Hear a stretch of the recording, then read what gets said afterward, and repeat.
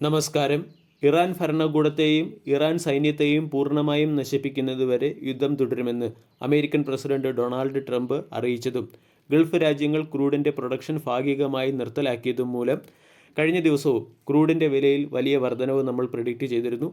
ഇന്ന് ക്രൂഡിൻ്റെ വില 20% വർദ്ധിച്ച് 2022 ജൂലൈ മാസത്തിന് ശേഷമുള്ള ഏറ്റവും ഉയർന്ന നിരക്കിലേക്ക് എത്തിയിട്ടുണ്ട്.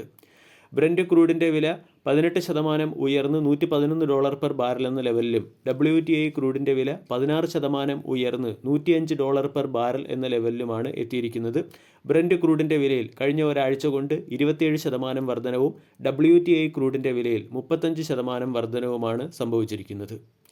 അതോടൊപ്പം ഇറാൻ്റെ അടുത്ത പരമോന്നത നേതാവായി മുസ്തഫ ഖമേനിയെ തെരഞ്ഞെടുത്തതും ഒരു കോൺട്രവേഴ്സറിയിലേക്ക് നയിക്കുകയാണ് കാര്യങ്ങൾ.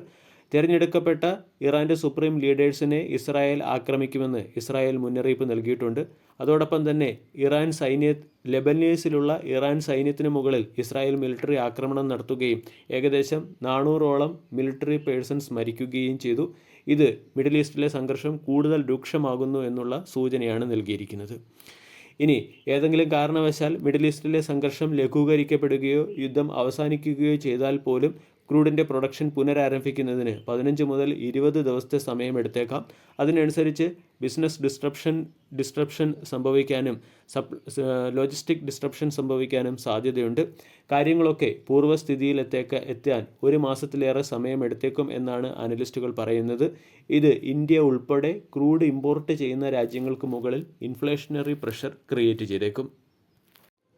ഇന്നത്തെ ട്രേഡിംഗ് സെഷനിൽ ഇന്ത്യൻ മാർക്കറ്റിൽ 2% അടുത്തുള്ള ഗ്യാപ് ഡൗൺ ഓപ്പണിംഗ് നമ്മൾ പ്രതീക്ഷിക്കണം. നിഫ്റ്റി ഇന്ത്യൻ മാർക്കറ്റ് 24,000-ന് താഴെ ഗ്യാപ് ഡൗൺ ഓപ്പണിംഗ് നൽകും എന്നുള്ള സൂചനയാണ് നൽകിയിരിക്കുന്നത്. യൂറോപ്യൻ ഫ്യൂച്ചർ 1%, S&P ഫ്യൂച്ചർ 1.33% ഇടിഞ്ഞ് ട്രേഡ് ചെയ്യുന്നുണ്ട്. കൂടാതെ ഏഷ്യൻ മാർക്കറ്റിൽ നിന്നും ലഭിക്കുന്ന ഇൻപുട്ട് പരിശോധിച്ചാൽ ഒട്ടുമിക്ക ഏഷ്യൻ ഇൻഡെക്സുകളും 3%-ന് താഴെ ഇടിഞ്ഞാണ് ട്രേഡ് ചെയ്യുന്നത്.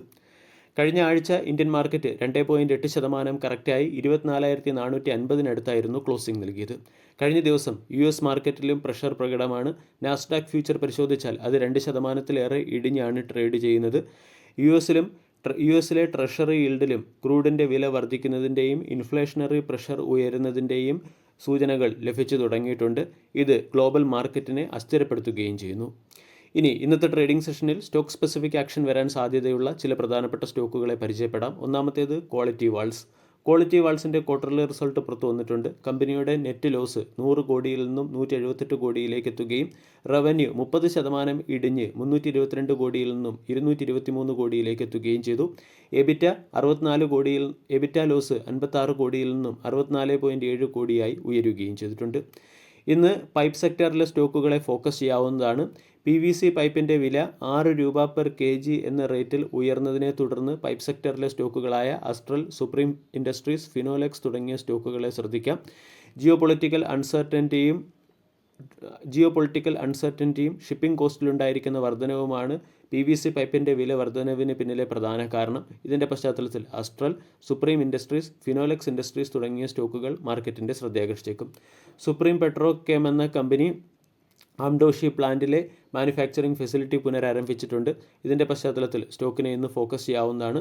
അതോടൊപ്പം തന്നെ സൺ TV നെറ്റ്വർക്ക് എന്ന കമ്പനി 1 രൂപ 25 പൈസ പെർ ഷെയർ എന്ന റേറ്റിൽ ഡിവിഡൻഡ് പ്രഖ്യാപിച്ചതുകൊണ്ട് സ്റ്റോക്കിനെ ശ്രദ്ധിക്കാം. ബികാജി ഫുഡ്സ് ഇൻ്റർനാഷണൽ എന്ന കമ്പനി P10 ഫുഡ് പ്രോസസ്സറിൻ്റെ 48% സ്റ്റേക്കുകൾ 8 കോടി രൂപയ്ക്ക് അക്വയർ ചെയ്തിട്ടുണ്ട്. ആൽക്കം ലബോറട്ടറീസ്, ആൽക്കം മെഡ്ടെക് എന്ന കമ്പനിയുടെ 55%-ഓളം സ്റ്റേക്കുകൾ അക്വയർ ചെയ്തിട്ടുണ്ട്. ടാറ്റ പവർ എന്ന കമ്പനി ഇന്ത്യയുടെ ക്ലീൻ എനർജി ട്രാൻസിഷൻ ആക്സിലറേറ്റ് ചെയ്യുന്നതിന് വേണ്ടി സെയിൽസ് ഫോഴ്സ് എന്ന കമ്പനിയുമായി ചേർന്ന് ഒരു ഡീലിൽ ഒപ്പുവെച്ചു. രാമകൃഷ്ണ ഫോർജിങ്സ് എന്ന കമ്പനി 80 കോടി രൂപയുടെ ഇൻവെസ്റ്റ്മെൻറ്റ് നടത്തി 8000 ടൺ ശേഷിയുള്ള hot forging press line commission ചെയ്തിട്ടുണ്ട്. ഇതിൻ്റെ പശ്ചാത്തലത്തിൽ രാമകൃഷ്ണ ഫോർജിങ്സ് എന്ന സ്റ്റോക്കും മാർക്കറ്റിൻ്റെ ശ്രദ്ധയാകർഷിക്കും.